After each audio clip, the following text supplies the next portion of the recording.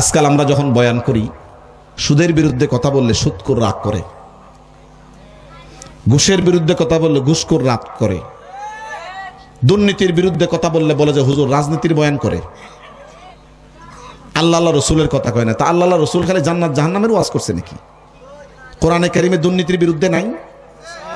কোরআনে কারিমে সুদের বিরুদ্ধে নাই? কোরআনে কারিমে হত্যাযজ্ঞের বিরুদ্ধে নাই? কোরআনে কারিমে বেপরদার বিরুদ্ধে নাই? কোরআনে কারিমে জেনার বিরুদ্ধে নাই? কোরআনে কারিমে বেলেল্লাপনা বেহায়াপনার বিরুদ্ধে আয়াত নাই?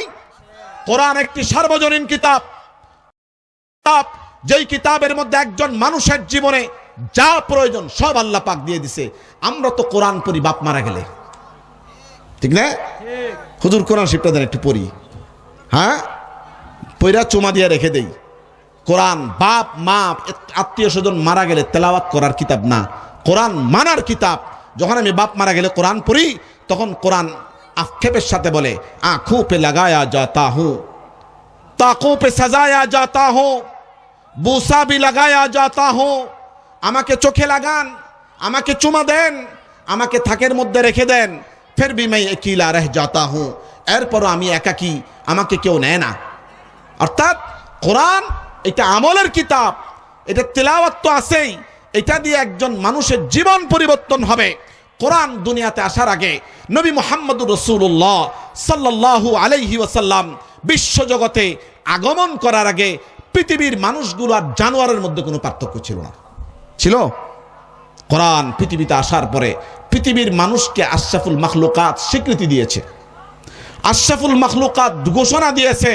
কোরআন বলে ওয়ালাকাদ কাররামনা বনি আদম وحملناهم في البر والبحر ورزقناهم من الطيبات وفضلناهم على كثير ممن خلقنا تفضيلا।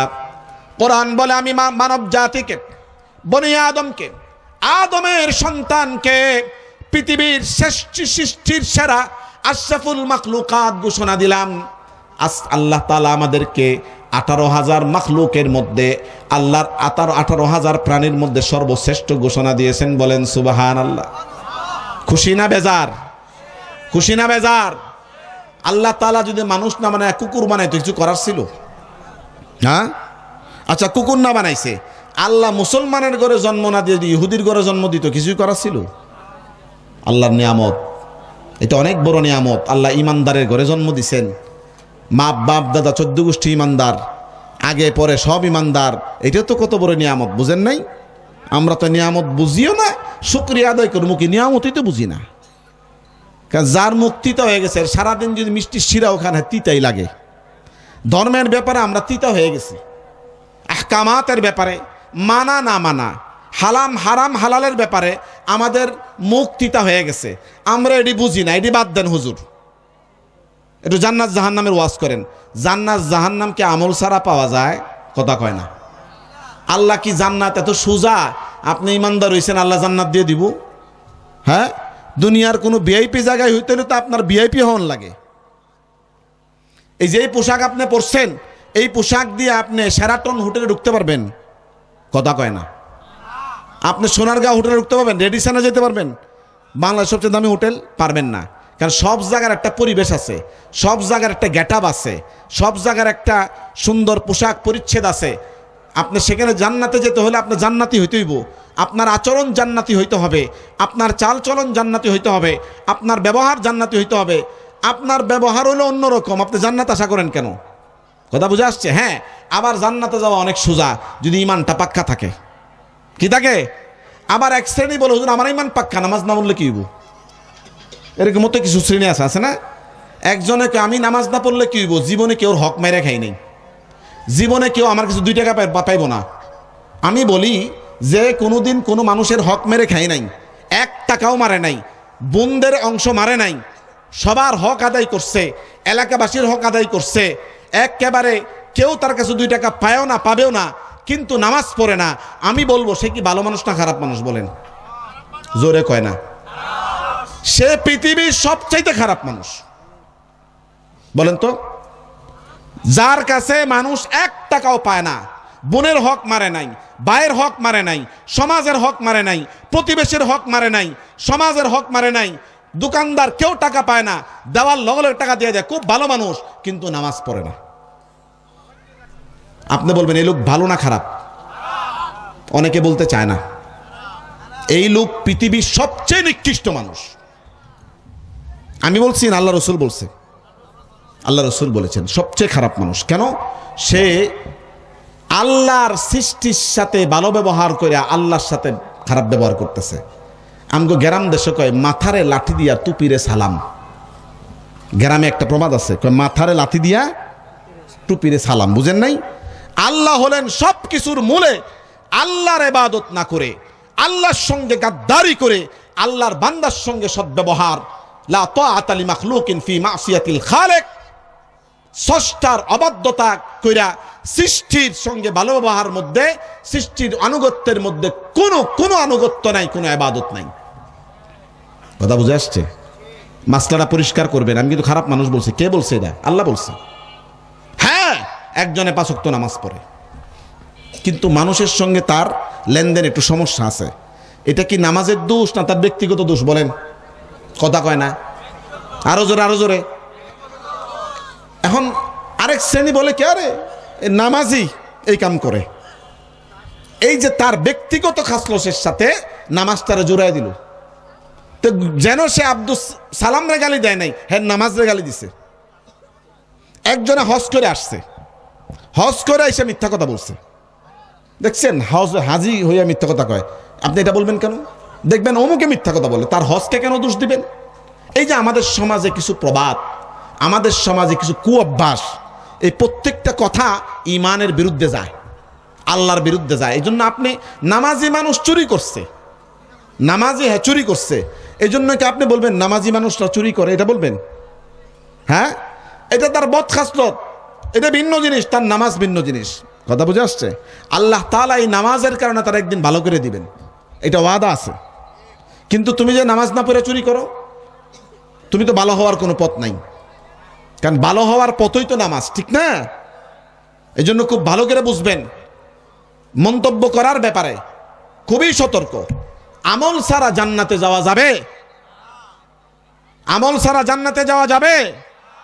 কবি বলেন, আমল সে জিন্দগি বনতি হ্যায়, আমল সে জিন্দগি বনতি হ্যায়, जन्नत भी जहन्नम भी, ये खाकी अपनी फितरत में न नारी है न नूरी। আমল দ্বারা জান্নাত জাহান্নাম পাওয়া যায়। মাটির তৈরি দেহ সৃষ্টিগতভাবে জান্নাতীয় না, জাহান্নামীও না। কথা বুঝে আসছে? এই জন্য ভাই আমল করবেন। কি আমল? 5 ওয়াক্ত নামাজ জামাতের সাথে পড়বেন। আল্লাহ বলবে, আমি তো 5 বার ডাকছিলাম, তুমি কয়বার আওয়াজ দিছো? আল্লাহ বলবে, দৈনন্দিন তোমার কয়বার ডাকছিলাম, তুমি আমার কয় ডাকে সাড়া দিছো? কোন মানুষ 5টা প্রশ্নের জবাব না দিয়া কিয়ামতের ময়দানে আল্লাহর সামনে থেকে লা ইয়াজালু কাদামা ইবনি আদম হাত্তা ইউসআল আন খামস, 1 চুল পরিমাণ পাও সরবে না। মহা আদালতের মহা কাঠগড়ায় দাঁড়ানোর অপেক্ষা করেন, ইন্তজার করেন।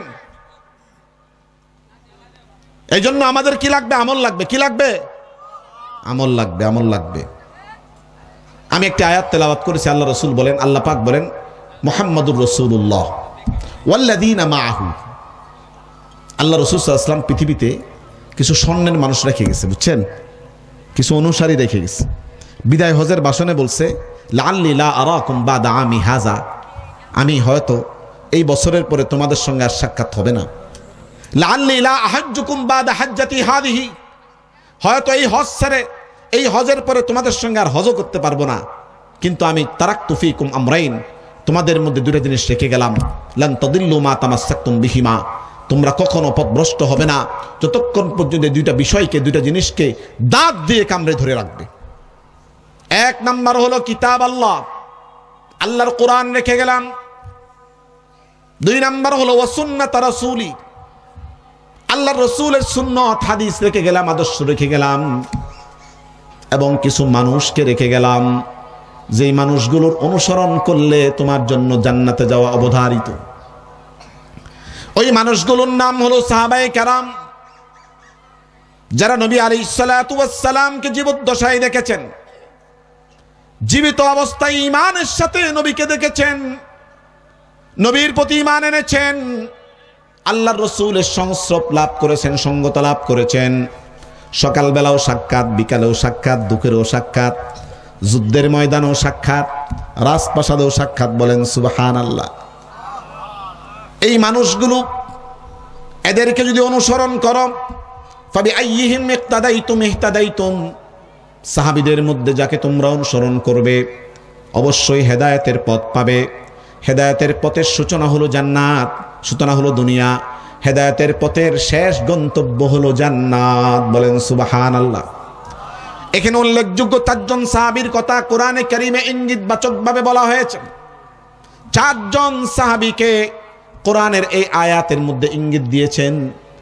1 নাম্বার হলো ওয়াল্লাযীনা মাআহু, মুহাম্মাদুর রাসূলুল্লাহ ওয়াল্লাযীনা মাআহু, ওই ব্যক্তি যে সব সময় নবীর সঙ্গতা লাভ করতে চায়, সব সময় নবী আলাইহিস সালাতু ওয়াস সালামের সাথে থাকতে চায়, তার নাম হলো সাইয়্যিদানা আবু বকর সিদ্দিক রাদিয়াল্লাহু তাআলা আনহু। 2 নম্বর ব্যক্তি হলো ওয়াল আশিদ্দাউ আলাল কুফফার, যিনি কাফেরদের ব্যাপারে, বিধর্মীদের ব্যাপারে, শত্রুদের ব্যাপারে যথেষ্ট কঠোর লৌহ মানব, তিনি হলেন ওমর ইবনুল খাত্তাব রাদিয়াল্লাহু তাআলা আনহু। 3 নম্বর হলো রুহামাউ বাইনাহুম, অত্যন্ত দয়ালু, দিলটা নরম, কথা বলতেও লাজুক, তিনি হলেন ওসমান ইবনে আফফান রাদিয়াল্লাহু তাআলা আনহু। বলেন সুবহানাল্লাহ। 4 নম্বর হলো তারাহুম রুকআন সুজ্জাদান ইয়াবতাগুনা ফাদলাম মিনাল্লাহি ওয়া রিদওয়ানা, একজনকে দেখবা তিনি নামাজ পড়েন, তার নামাজের স্বীকৃতি, তার নামাজের সার্টিফিকেট আসমান থেকে আল্লাহ পাক দান করেন, তিনি হলেন আলী ইবনে আবি তালেব রাদিয়াল্লাহু তাআলা আনহু। বলেন সুবহানাল্লাহ। এই 4 জন সাহাবীর গুনাগুণ আল্লাহ পাক, এই 4 জন সাহাবীর গুনাগুণ কোরআনে কারীমে বর্ণনা করেছেন। একদিন 4 জন সাহাবী আড্ডায় বসছে। কি বসছে? দেখেন, আমরাও আড্ডা মারি, সাহাবায়ে কেরামও আড্ডা মারে। আমাদের আড্ডার মধ্যে রাজনৈতিক আলোচনা, আমাদের আড্ডার মধ্যে অমুকের বদনাম, আমাদের আড্ডার মধ্যে অমুকের ছেলের বউয়ের বদনাম, অমুকের বউয়ের বদনাম, অমুকের ঝিয়ের বদনাম, অমুকের ব্যবসার সুনাম, অমুকের ব্যবসার দুর্নাম, অমুকের লেনদেনের সুনাম, অমুকের লেনদেনের দুর্নাম, অমুকের চালচলনের সুনাম দুর্নাম। আমার মধ্যে দোষে ভরা, আর আমি মানুষের দোষ নিয়ে চর্চা করি। আমরা কত বড় বেআকল, আমরা কত বড় নির্বোধ, নিজের মধ্যে দোষে ভরা, শুধু মানুষের দোষ তালাশ করি। অমুকে ভালো, অমুকে খারাপ, সার্টিফাই করে দেই, সার্টিফিকেট দিয়ে দেই। আর আমাদের আড্ডার মধ্যে যদি মিথ্যা না বলি, তাহলে আড্ডা কিন্তু জমে না। জমে? যে যত সুন্দর মিথ্যা সাজিয়ে গুছিয়ে বলতে পারে, সে নাকি সবচেয়ে এক্সপার্ট প্লেয়ার। ঢাকার এক মার্কেটের মার্কেটের দোকানের মালিকের সাথে আলাপ হয়। দোকানের মালিক বলতেছে, হুজুর, আমার যে সেলসম্যান দোকানের অত্যন্ত এক্সপার্ট এবং অত্যন্ত চালু, সে দোকানে আসলে দোকানে বিক্রি হয় এবং দোকান লাল হয়ে যায়, কাস্টমার দিয়ে ভরে যায়। আমি বললাম, ব্যাপারটা কি এত সুন্দর? দেখলাম সে বিক্রি করে দুনিয়ার মিথ্যা কথা বইলা, চায়নার মালকে জাপানি বলে চালায়া দেয়, অচল মালকে সচল বলে মিথ্যা বইলা চাপা মাইরা চালায়া দেয়। এই জন্য সে এক্সপার্ট। কথা বুঝেন নাই?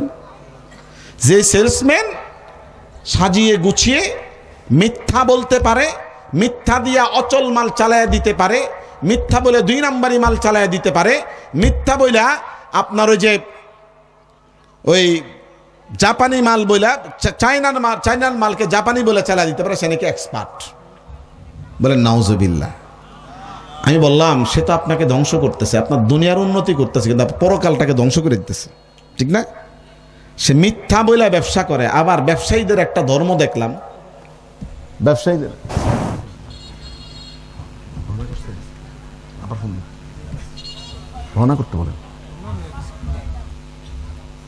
আবার ব্যবসায়ীদের একটা ধর্ম আমি দেখলাম।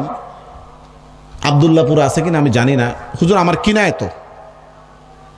আচ্ছা আপনার কিনা বলার দরকার আছে?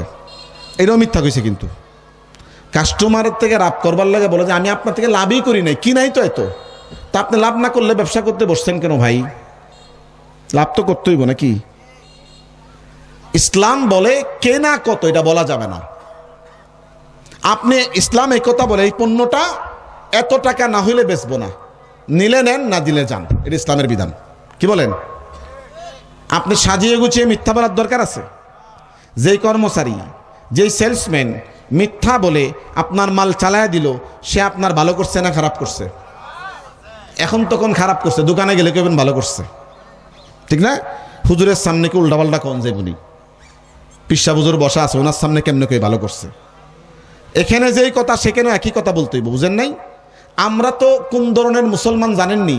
মসজিদে গেলে মুসলমান আর দোকানে গেলে, বুঝেন নাই? মসজিদে আমরা হাজি গাজি একেবারে হুজুর, হুজুর আমার উজুটা হয়েছে নি, হুজুর আমার নামাজটা হয়েছে নি, হুজুর আমার ব্যবসাটা হয়েছে নি, জিজ্ঞাসা করেননি করে দিল। ওজুর ব্যাপারে সতর্ক, নামাজের ব্যাপারে সতর্ক, ব্যবসা যে করি হারাম পন্থা, একবারও হুজুরের মাসলা জিজ্ঞাই নেই। অনেকের ধারণা আরে হুজুর তো হুজুর নামাজ জানে, হুজুর কি ব্যবসা জানেনি? ব্যবসা অধ্যায়ের উপর আমাদের আলাদা লেখাপড়া আছে। কি আছে? কওমি মাদ্রাসার লাইনে ব্যবসা অধ্যায়, কিতাবুল বুয়ু, ইসলামী ইকতিসাদ, আল ইকতিসাদুল ইসলামী, ইসলামী অর্থনীতির উপর এই মাদ্রাসাগুলোতে আলাদা লেখাপড়া আছে। বলেন সুবহানাল্লাহ। আমরা মনে করি হুজুর খালি ওযু গোসল বুঝে আর নামাজ বুঝে। একজন হুজুর দুনিয়া সব বুঝে, যেহেতু কোরআনের মধ্যে সার্বজনীন জ্ঞান দিয়ে আল্লাহ পাক কোরআন নাজিল করেছেন। আল্লাহ কোরআনের শপথ করেছেন, ইয়াসিন ওয়াল কোরআনিল হাকিম, প্রজ্ঞাময় কোরআনের শপথ করলাম। শপথটা কে করছে? কে করছে? যিনি এই কোরআন নাজিল করেছেন তিনি কোরআনের শপথ করছেন। যেই যেই জিনিসের শপথ করছে কত গুরুত্বপূর্ণ আল্লাহর কাছে।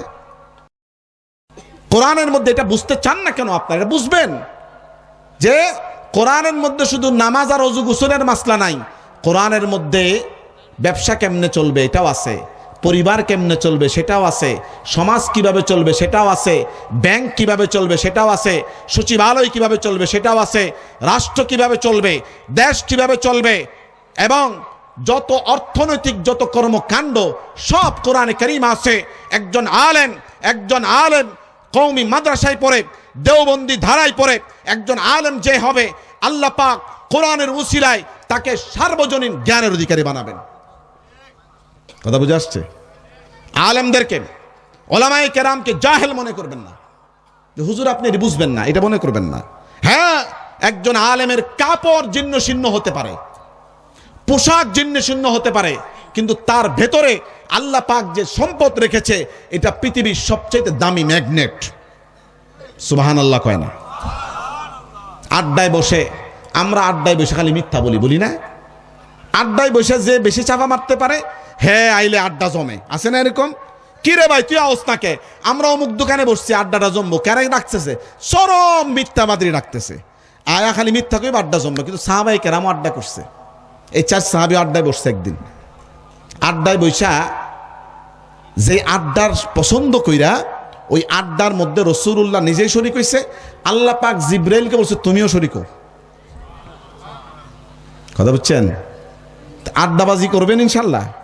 কথা কয় না, না করব। কোন আড্ডা? যে আড্ডার মধ্যে আল্লাহ রসুলের আলোচনা হবে, যে আড্ডায় বসে কে নামাজ পড়লো কে পড়লো না, কাকে মসজিদে আনা যায়, আগামীকাল থেকে আমি কাকে মসজিদে আনবো, আপনি কাকে আনবেন, আগামীকাল আপনি কার ঘরে গিয়ে নামাজের কথা বলবেন, এই আড্ডা হোক না। এই আড্ডার মধ্যে আল্লাহ পাক অংশগ্রহণ করবে। আপনার আড্ডায় আমি লিখে দিলাম আল্লাহ অংশগ্রহণ করবে। কথা বুঝে আসছে? আড্ডায় বসার পরে প্রশ্ন আসে, ইয়া আবা বকর আইয়ু শাইইন নাহাব্বু ইলাইকা ফিদ দুনিয়া, হে আবু বকর দুনিয়ার কোন জিনিস তোমার পছন্দ? 4 জন আড্ডায় বসছে, একজন জিজ্ঞেস করে আবু বকর দুনিয়ার কোন জিনিস তোমার পছন্দ? আবু বকর সিদ্দিক রাদিয়াল্লাহু তাআলা আনহু হাদিস কানা এনেছি। আল্লামা ইবনু হাজার আসকালানী রহমতুল্লাহি আলাইহি একটা হাদিসের কিতাব লিখেছেন, সেই কিতাবের নাম হলো আল মুনাব্বিহাত। নাম কি? আল মুনাব্বিহাত লি ইবনুল হাজার, সেই কিতাবের 882 নম্বর হাদিস। আল্লাহর হাবিব এই হাদিসটা বর্ণনা করেছেন। আবু বকরকে জিজ্ঞেস করছে, আবা বকর আইয়ু শাইইন আহাব্বু ইলাইকা ফিদ দুনিয়া, হে আবু বকর দুনিয়ার কোন জিনিস তোমার পছন্দ? আবু বকর সিদ্দিক রাদিয়াল্লাহু তাআলা আনহু বলেন, হুব্বিবা ইলাইয়া মিন দুনিয়াকুম সালাস, দুনিয়ার 3টা জিনিস আমার পছন্দ। বলেন সুবহানাল্লাহ। এক নাম্বার হলো আন-নাজরু ইলা ওয়াজহি মুহাম্মাদিন সাল্লাল্লাহু আলাইহি ওয়াসাল্লাম,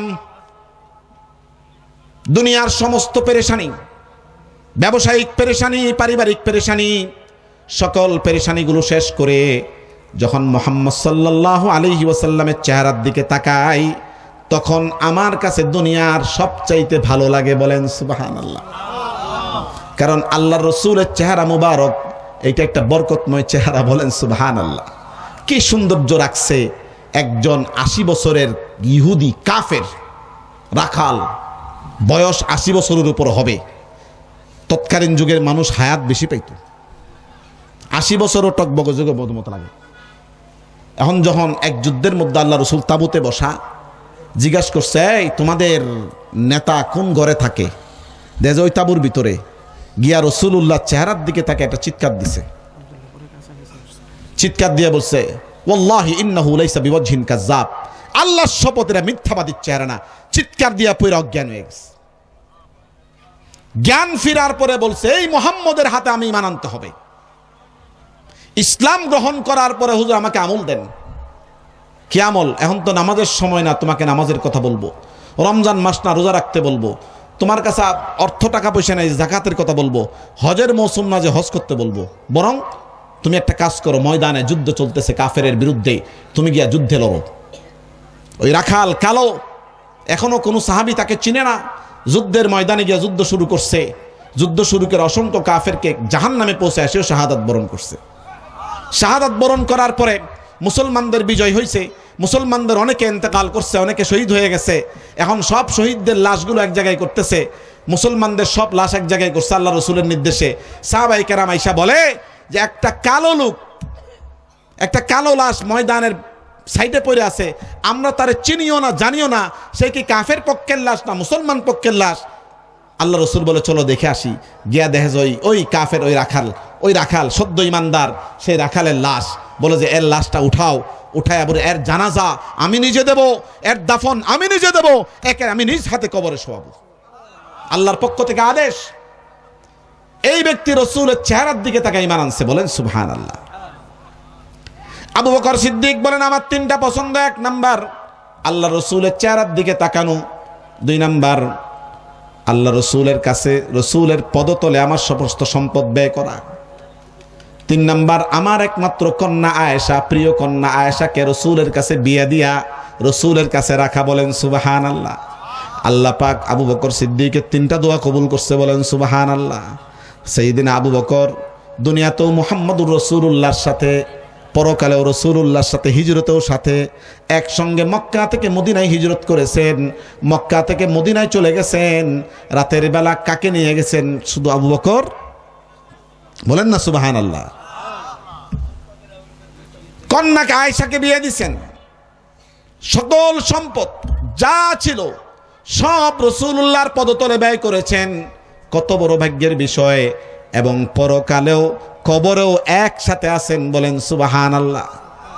এরা হলো আশেকে রসুল, এরা হলো নবী প্রেমিক। আমরা অনেক আশেকে রসুল আছেন আমাদের দেশে। আশেকে রসুল দাবি করে, নামাজ পড়ে না 1 ওয়াক্ত, রোজা রাখে না, দাড়ি রাখে না, রাখে দিন ধর্মের কোনো বালাই নাই, সে নাকি আশেকে রসুল। এই সমস্ত আশেকে রসুলকে কাল কিয়ামতের ময়দানে ফেরেশতা ধরে পিটাইতে পিটাইতে জাহান্নামে ঢুকাইব। কথা বুঝে আসছে? ভণ্ডামির দিন শেষ, কোরআন হাদিসের বাংলাদেশ। আরো জোরে বলেন, ভণ্ডামির দিন শেষ, কোরআন হাদিসের বাংলাদেশ। কোন মাজার, কোন ভণ্ডকে অত্র এলাকা, অত্র ইউনিয়নে, অত্র থানায় আপনারা জায়গা দিবেন না।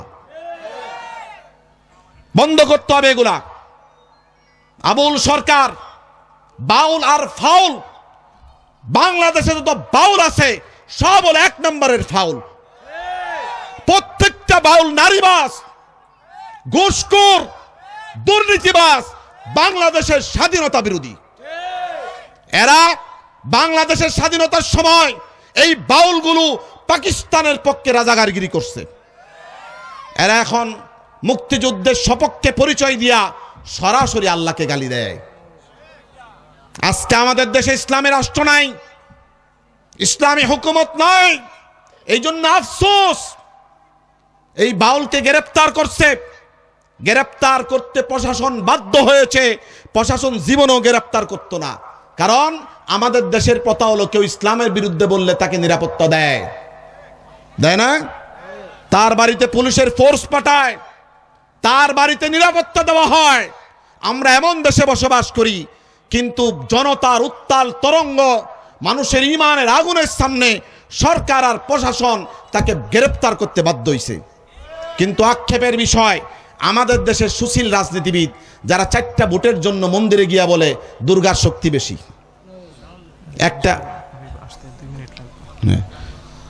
একজন রাজনীতির নেতা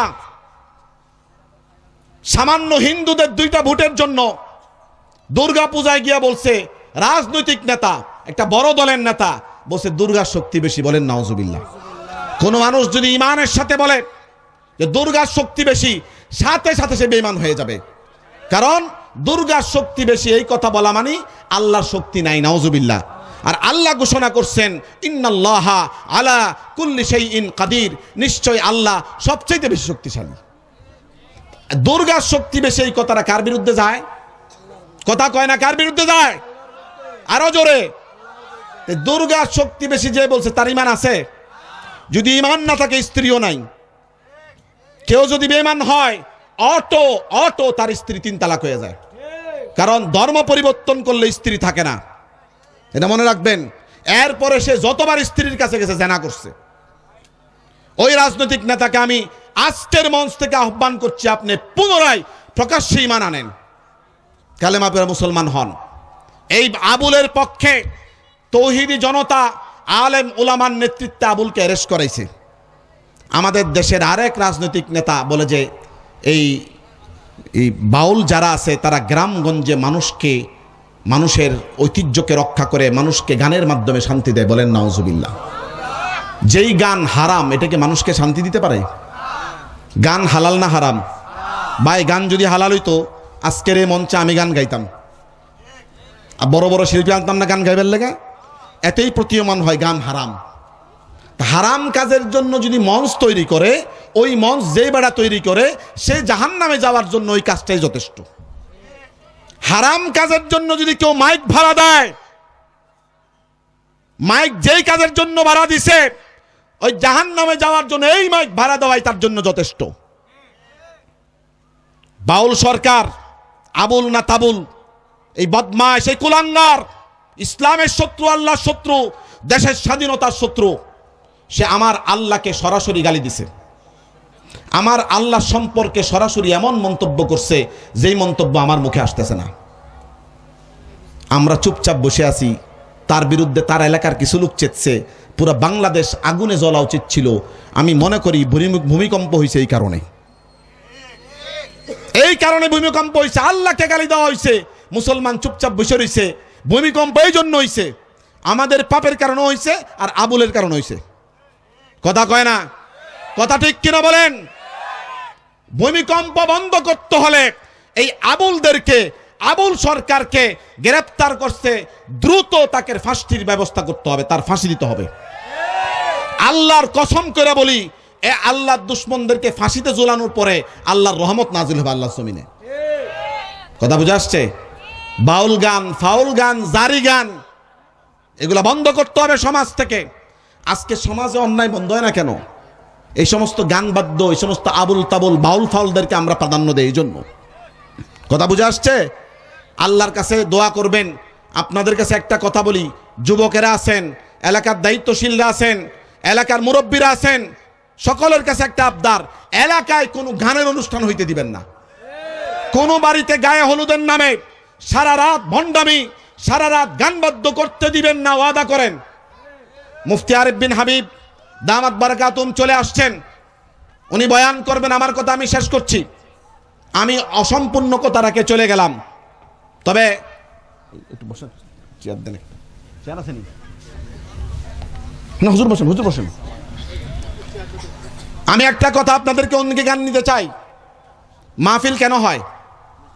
এই মাহফিল শুধু নামাজ শেখানোর জন্য হয় না, এই মাহফিল শুধু ওযু শেখানোর জন্য হয় না।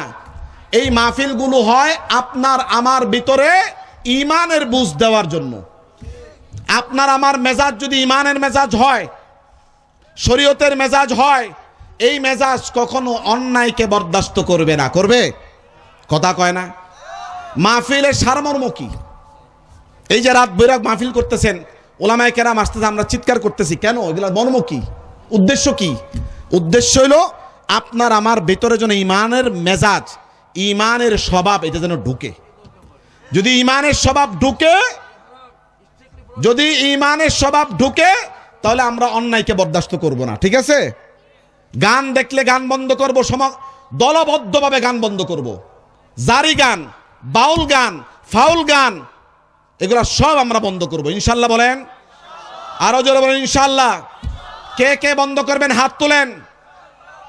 আল্লাহ পাক এই হাতে জান্নাতের চাবি দিয়া জান্নাতে প্রবেশ করাবেন ইনশাআল্লাহ। মাদ্রাসার প্রয়োজন কেন জানেন? মাদ্রাসা হইল দ্বীনের মারকাজ, দ্বীনের কেন্দ্র। এখান থেকে দ্বীনের কাজের সূচনা হয়, এখান থেকে দ্বীনের কাজের বন্টন হয়। এক একটা মাদ্রাসা এক এক এলাকায় থাকলে ওই এলাকায় কোনো ভণ্ডামি থাকতে পারবে না, কোনো গানের অনুষ্ঠান হইতে পারবে না, গায়ে হলুদের নামে কোনো সারা রাত নারী পুরুষের নাচানাচি আর গান হইতে পারবে না। এটা বন্ধ করতে হবে। এইগুলা কইরা আবার ইবাদত করবেন।